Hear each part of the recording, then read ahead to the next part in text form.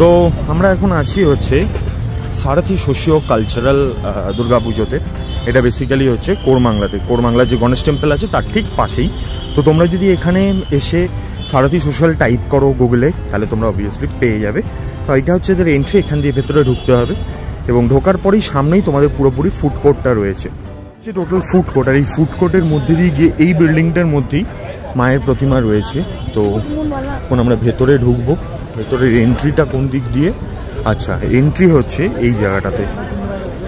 প্রচুর দোকানপাট রয়েছে, খাবার দাবারের অভাব হবে না কারোরই, বাট এইখান দিয়ে হচ্ছে এন্ট্রি। যে পরিষ্কার এখানে লেখাই রয়েছে এন্ট্রি।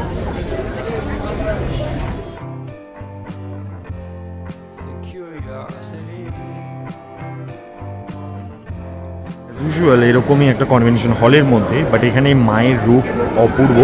তোমরা দেখো, একদম অন্য রকম।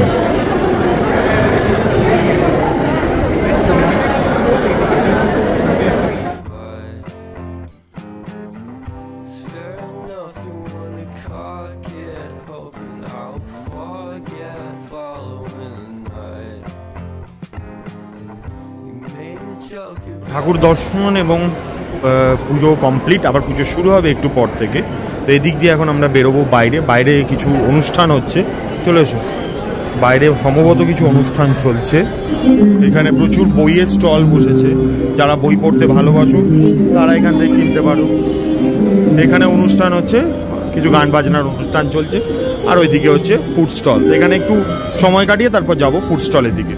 সত্যি বলতে কি, আসলে এখানে খাবারের যে দোকানগুলো সেইগুলোতে দাম একটু বেশি, বাট অপশন প্রচুর তোমাদের কাছে। যা ধরনের খাবার চাও সমস্ত রকমের খাবারই এখানে পাওয়া যায়। শুধু খাবার দোকান বলে নয়, খাবার ছাড়াও এখানে এইরকম মার্কেট আছে, এর ভিতরে অনেক জিনিসপত্র পাওয়া যায়। তোমাদের যদি একটু জুম করে দেখাই, এখানে প্রচুর জিনিসপত্র আছে। আর এদিক দিয়ে এক্সিট, আর এখানে ভর্তি খাবার দোকান।